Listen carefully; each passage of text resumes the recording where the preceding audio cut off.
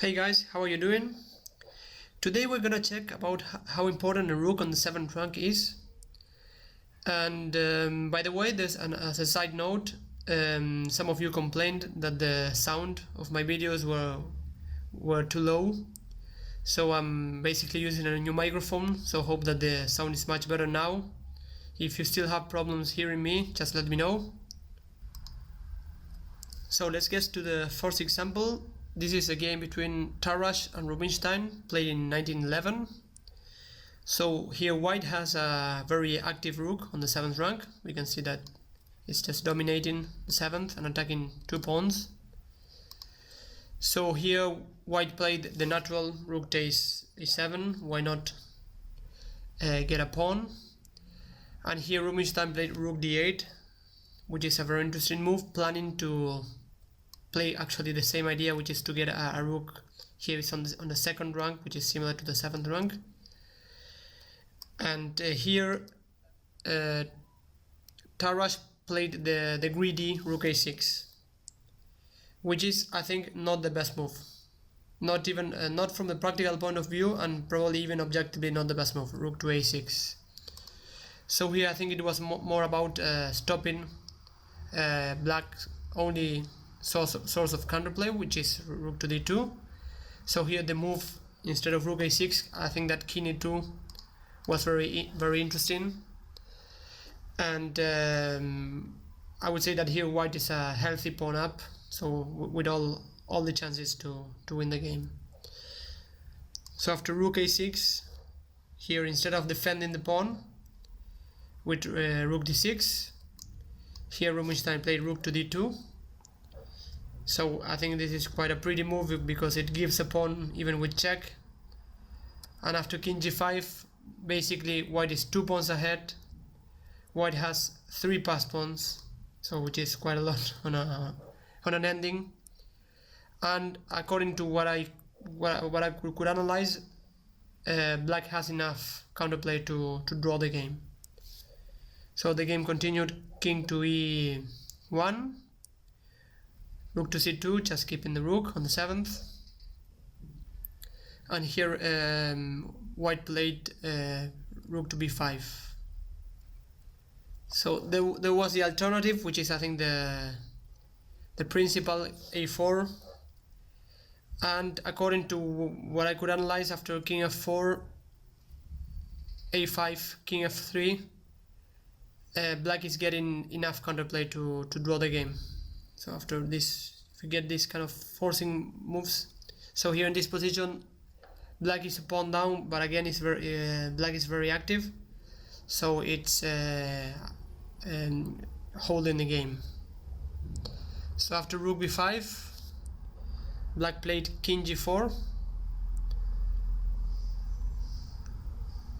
One of the ideas of king g4 is just to go with king f3 and get the f2 pawn. Also there's the idea to push f4 and f3 and getting a pass pawn, or even f4 and e3. So basically black has a lot of counterplay even though he's 2 pawns down.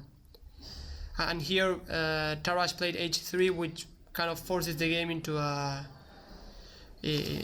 drawn ending. After king takes, rook f5, rook takes b2, rook f4, rook takes a2,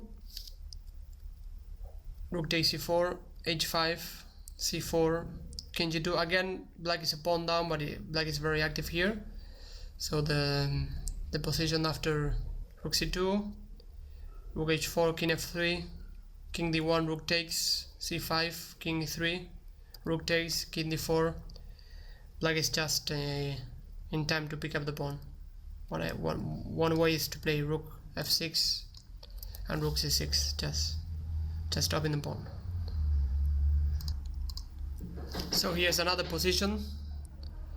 The game is between Samish and Trabal, played in 1922.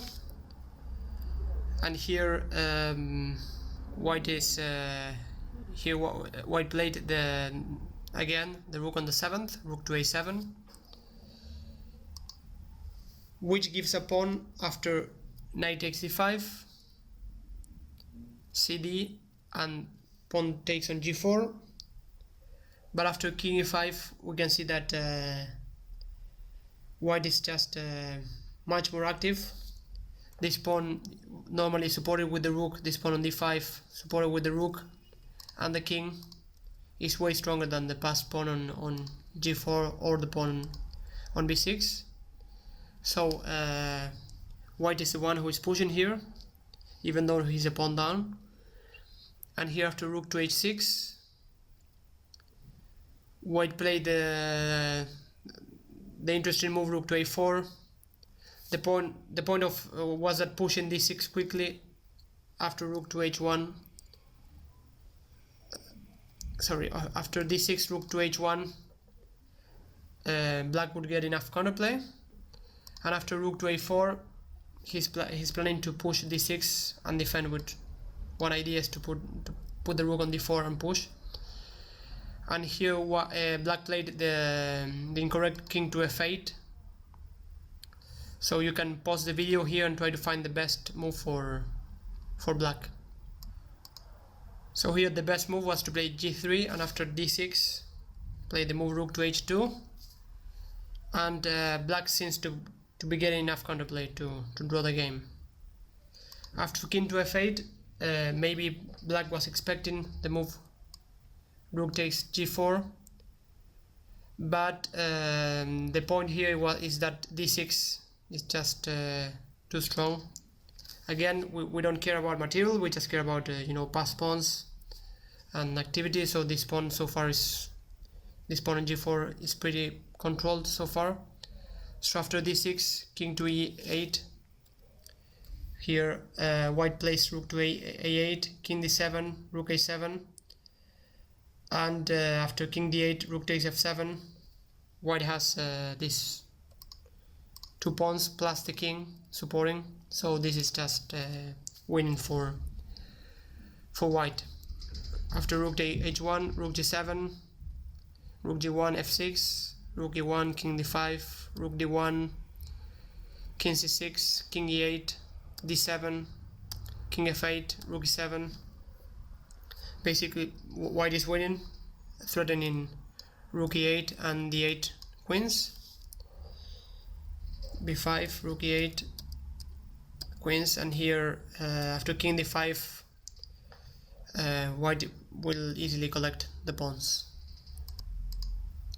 So let me summarize the main points of this lesson. One of them is that a rook on the 7th rank is attacking pawns that cannot be defended by other pawns. This is just makes a big difference with other ranks, because if we go to the 6th rank, for example, then a pawn on the 6th rank can be defended by other pawns. So if we go back to the first example, so this is our very good example. The rook here is attacking two pawns that cannot be defended by other pawns. If we can see, if the rook was attacking the pawn on c3, it would be defended by the pawn on b2. But also if these pawns just get away, if they could get away, this rook would also be attacking new targets. So these pawns on a2 and h2. So this is what really makes the rook so strong on the 7th rank. Another point of this rook on the 7th rank, whenever the king is on the 1st rank, the opponent's king is on the 1st rank, the rook can also start an attack on the king. So here in this example, it could be with the king coming, the king plus the rook, we just attack the king. It could be with two rooks on the 7th rank, or with other minor pieces. And so finally, another point, we could see that in these examples the side was giving material, sometimes a lot of material, just to get the rook on the 7th. So do not hesitate to give a pawn, or maybe even more. In this case black gave 2 pawns, and in the other example gave 1 pawn. So here gave 2 pawns to defend, and in the other example here white gave 1 pawn and won the game. So do not be shy about giving material, so because the rook on the 7th rank is just too powerful. So that's it for today, guys. Hope that you enjoyed the lesson, and hope that you could hear me better this time, and I'll talk to you soon. Bye bye.